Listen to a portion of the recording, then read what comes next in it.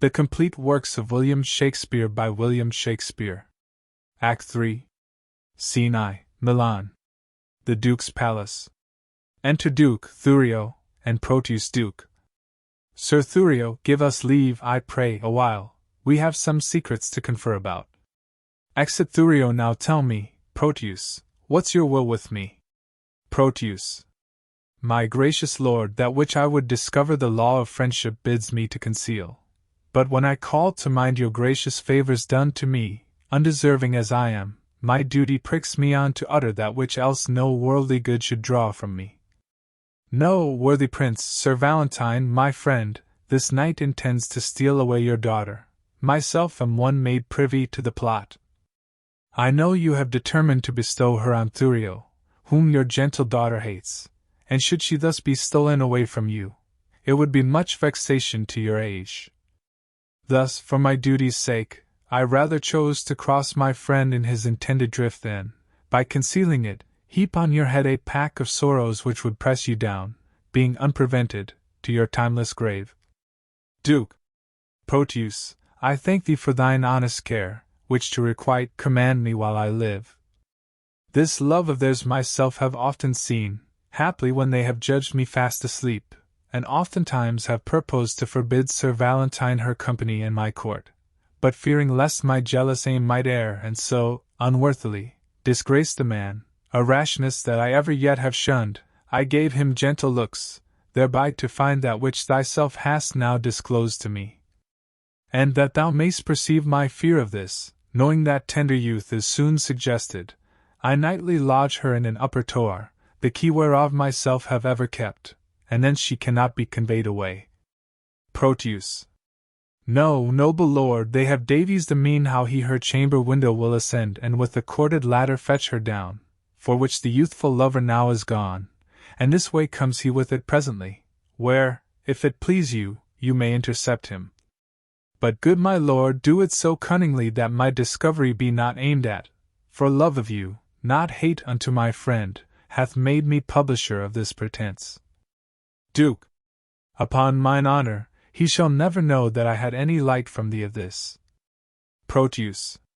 Adieu, my lord, Sir Valentine is coming. Exit enter Valentine Duke. Sir Valentine, whither away so fast? Valentine. Please it your grace, there is a messenger that stays to bear my letters to my friends, and I am going to deliver them. Duke. Be they of much import? Valentine. The tenor of them doth but signify my health and happy being at your court. Duke. Nay then, no matter, stay with me a while. I am to break with thee of some affairs that touch me near, wherein thou must be secret. 'Tis not unknown to thee that I have sought to match my friend Sir Thurio to my daughter. Valentine. I know it well, my lord, and sure the match were rich and honorable. Besides, the gentleman is full of virtue, bounty, worth, and qualities beseeming such a wife as your fair daughter. Cannot your grace win her to fancy him? Duke.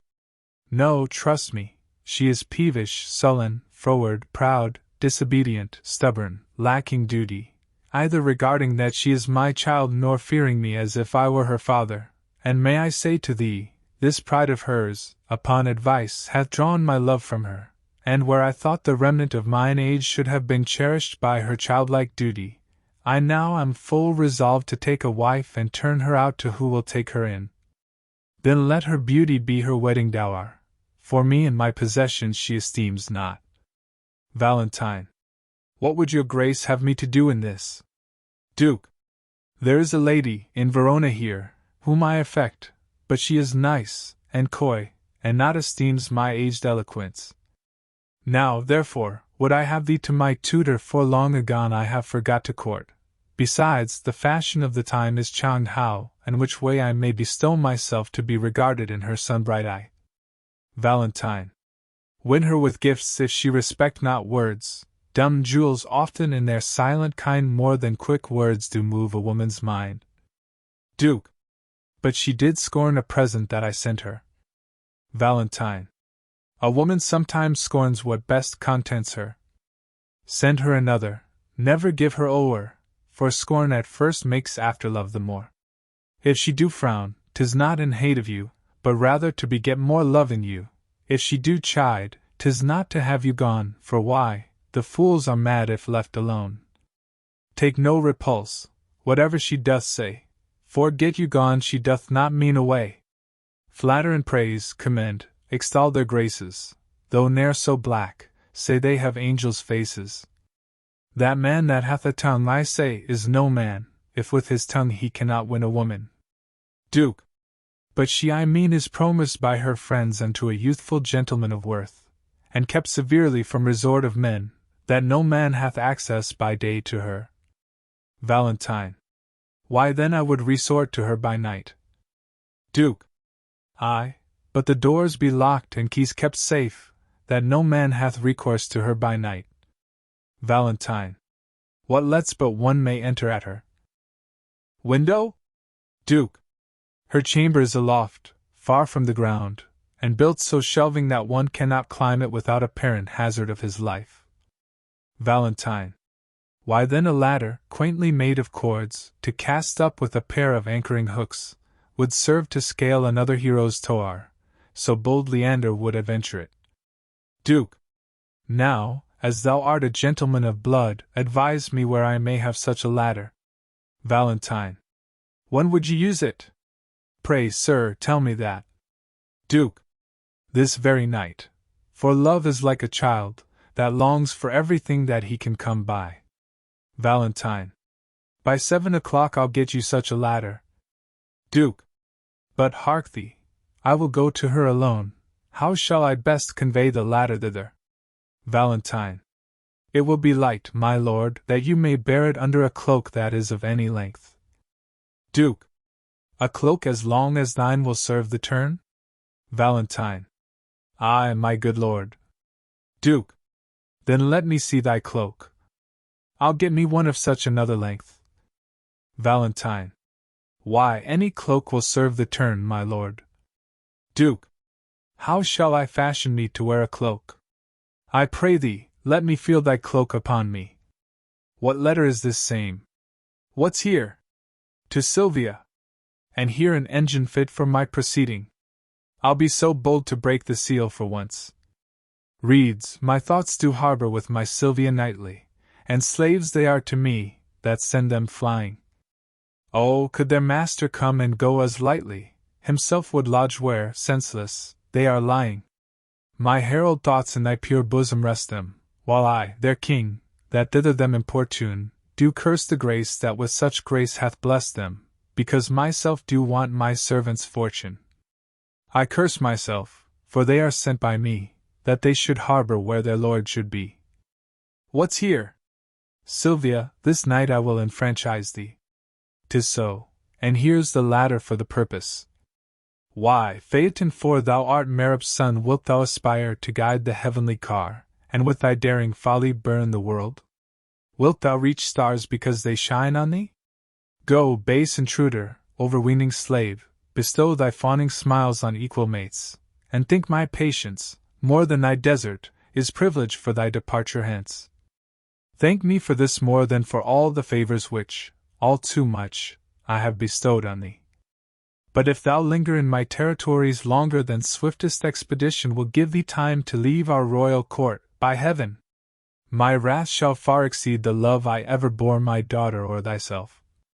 Begone, I will not hear thy vain excuse, but, as thou lovest thy life, make speed from hence. Exit Valentine. And why not death rather than living torment? To die is to be banished from myself, and Sylvia is myself. Banished from her is self from self, a deadly banishment. What light is light, if Sylvia be not seen? What joy is joy, if Sylvia be not by? Unless it be to think that she is by, and feed upon the shadow of perfection. Except I be by Sylvia in the night, there is no music in the nightingale. Unless I look on Sylvia in the day, there is no day for me to look upon.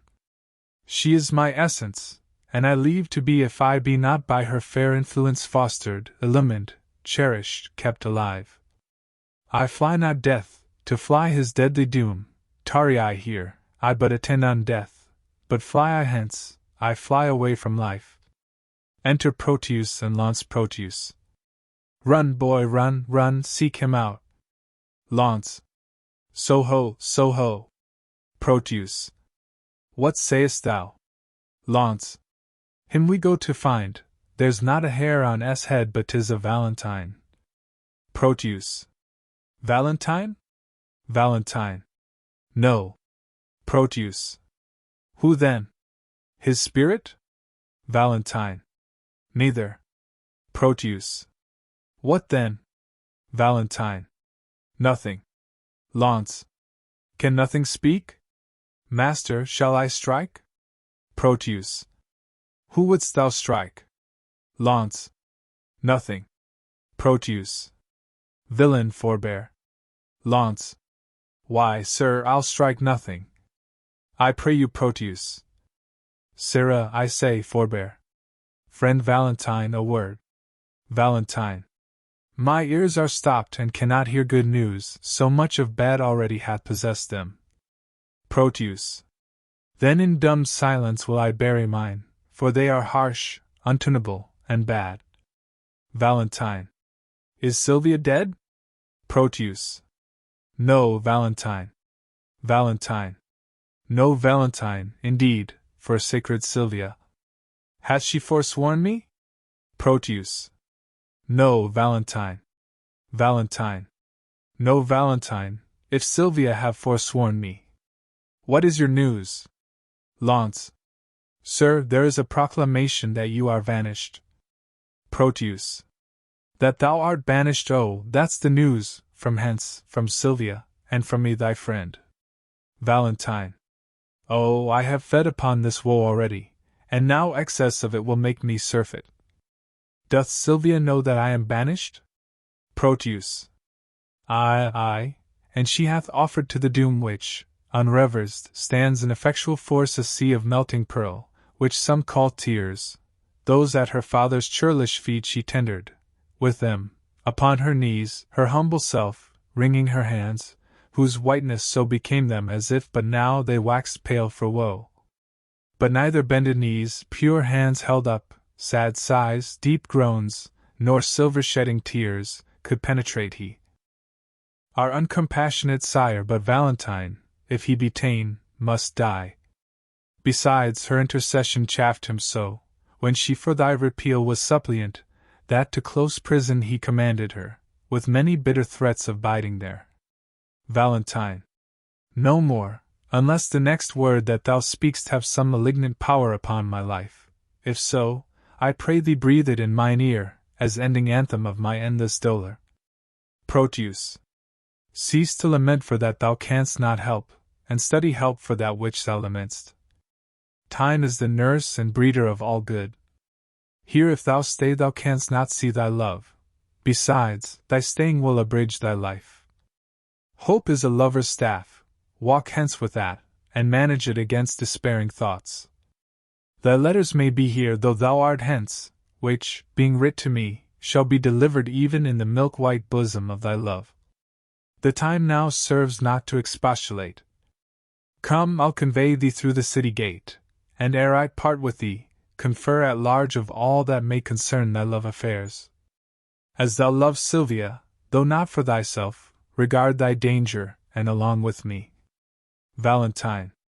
I pray thee, Launce, and if thou sayest my boy, bid him make haste and meet me at the north gate. Proteus.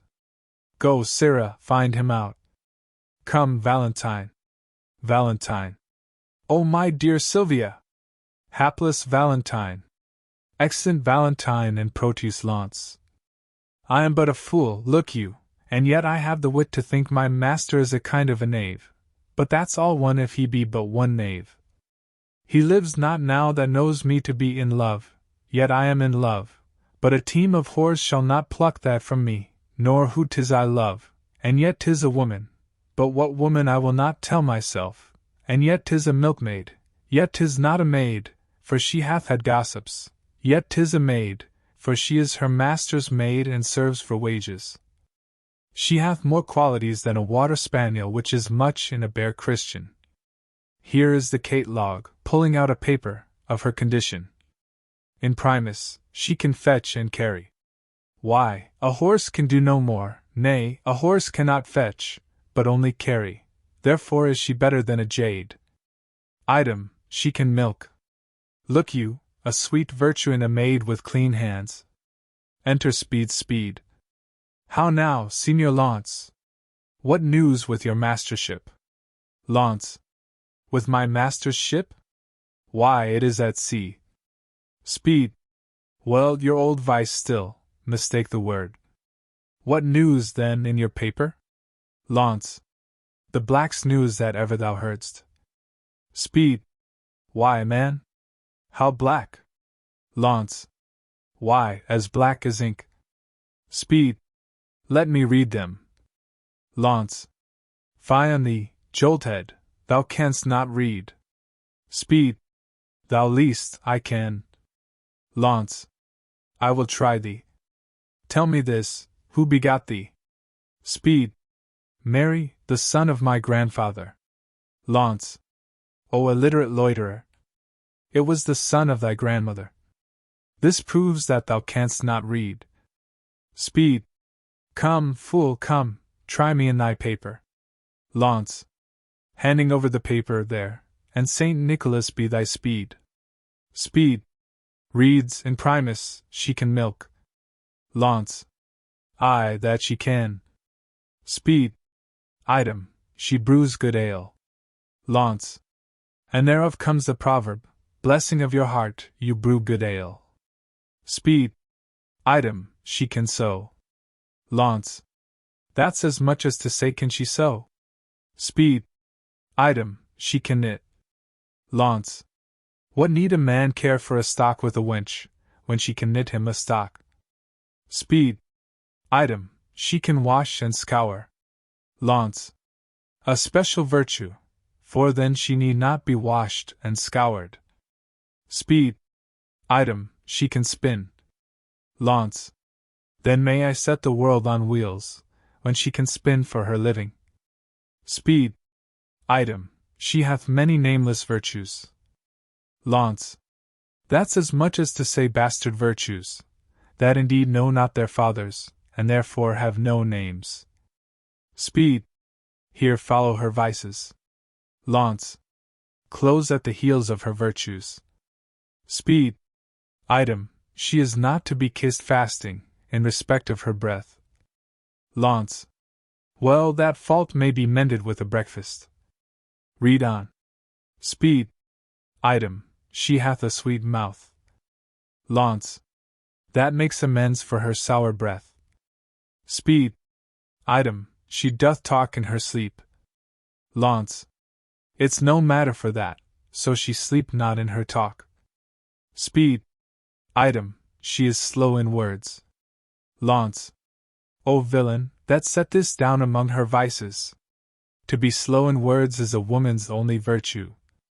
I pray thee, out with't, and place it for her chief virtue. Speed. Item, she is proud. Launce. Out with that too, it was Eve's legacy, and cannot be ta'en from her. Speed. Item, she hath no teeth. Launce. I care not for that either, because I love crusts. Speed. Item, she is cursed. Launce. Well, the best is, she hath no teeth to bite. Speed. Item, she will often praise her liquor. Launce. If her liquor be good, she shall, if she will not, I will, for good things should be praised. Speed. Item, she is too liberal. Launce. Of her tongue she cannot, for that's writ down she is slow of. Of her purse she shall not, for that I'll keep shut. Now of another thing she may, and that cannot I help. Well, proceed. Speed. Item, she hath more hair and wit, and more faults than hairs, and more wealth than faults. Launce. Stop there, I'll have her, she was mine, and not mine, twice or thrice in that last article. Rehearse that once more. Speed. Item, she hath more hair than wit. Launce. More hair than wit. It may be, I'll prove it, the cover of the salt hides the salt, and therefore it is more than the salt. The hair that covers the wit is more than the wit, for the greater hides the less. What's next? Speed, and more faults than hair's launce. That's monstrous. Oh, that were out. Speed, and more wealth than faults. Launce. Why, that word makes the faults gracious. Well, I'll have her, and if it be a match, as nothing is impossible. Speed. What then? Launce.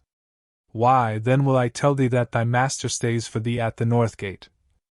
Speed. For me? Launce. For thee. Ay, who art thou? He hath stayed for a better man than thee. Speed. And must I go to him? Launce. Thou must run to him, for thou hast stayed so long that going will scarce serve the turn. Speed. Why didst not tell me sooner? Pox of your love letters! Exit Launce. Now will he be swinged for reading my letter. An unmannerly slave that will thrust himself into secrets. I'll after, to rejoice in the boy's correction. Exit Scene 2. Milan. The Duke's palace. Enter Duke and Thurio. Duke. Sir Thurio, fear not but that she will love you now Valentine is banished from her sight. Thurio. Since his exile she hath despised me most, forsworn my company and railed at me, that I am desperate of obtaining her. Duke. This weak impress of love is as a figure trenched in ice, which with an hour's heat dissolves to water and doth lose his form. A little time will melt her frozen thoughts, and worthless Valentine shall be forgot. Enter Proteus. How now, Sir Proteus? Is your countryman, according to our proclamation, gone? Proteus. Gone, my good lord. Duke. My daughter takes his going grievously. Proteus. A little time, my lord, will kill that grief. Duke. So I believe, but Thurio thinks not so. Proteus. The good conceit I hold of thee, for thou hast shown some sign of good desert, makes me the better to confer with thee. Proteus. Longer than I prove loyal to your grace, let me not live to look upon your grace. Duke. Thou knowst how willingly I would effect the match between Sir Thurio and my daughter. Proteus. I do, my lord. Duke. And also, I think, thou art not ignorant how she opposes her against my will. Proteus. She did, my lord, when Valentine was here. Duke. Aye, and perversely she perseveres so. What might we do to make the girl forget the love of Valentine, and love Sir Thurio? Proteus. The best way is to slander Valentine with falsehood, cowardice, and poor descent, 3 things that women highly hold in hate. Duke. Aye, but she'll think that it is spoke in hate. Proteus. Aye, if his enemy deliver it, therefore it must with circumstance be spoken by one whom she estimeth as his friend. Duke. Then you must undertake to slander him. Proteus. And that, my lord, I shall be loath to do. 'Tis an ill office for a gentleman, especially against his very friend. Duke. Where your good word cannot advantage him, your slander never can endamage him. Therefore the office is indifferent, being entreated to it by your friend. Proteus. You have prevailed, my lord. If I can do it by aught that I can speak in his dispraise, she shall not long continue love to him. But say this weed her love from Valentine, it follows not that she will love Sir Thurio. Thurio. Therefore, as you unwind her love from him, lest it should revel and be good to none, you must provide to bottom it on me, which must be done by praising me as much as you in worth dispraise Sir Valentine. Duke. And Proteus, we dare trust you in this kind, because we know, on Valentine's report, you are already love's firm votary and cannot soon revolt and change your mind. Upon this warrant shall you have access where you with Sylvia may confer at large, for she is lumpish, heavy, melancholy, and for your friend's sake, will be glad of you where you may temper her by your persuasion to hate young Valentine and love my friend. Proteus. As much as I can do I will effect. But you, Sir Thurio, are not sharp enough. you must lay line to tangle her desires by wilful sonnets, whose composed rhymes should be full fraught with serviceable vows. Duke. Aye, much is the force of heaven-bred poesy. Proteus. Say that upon the altar of her beauty you sacrifice your tears, your sighs, your heart, write till your ink be dry, and with your tears moist it again, and frame some feeling line that may discover such integrity. For Orpheus' lute was strung with poet's sinews, whose golden touch could soften steel and stones, make tigers tame, and huge leviathans forsake unsound deeps to dance on sands. After your dire lamenting elegies, visit by night your lady's chamber window with some sweet consort. To their instruments tune the deploring dump, the night's dead silence will well be. It comes such sweet complaining grievance. This, or else nothing, will inherit her. Duke. This discipline shows thou hast been in love. Thurio. And thy advice this night I'll put in practice. Therefore, sweet Proteus, my direction giver, let us into the city presently to sort some gentlemen well skilled in music.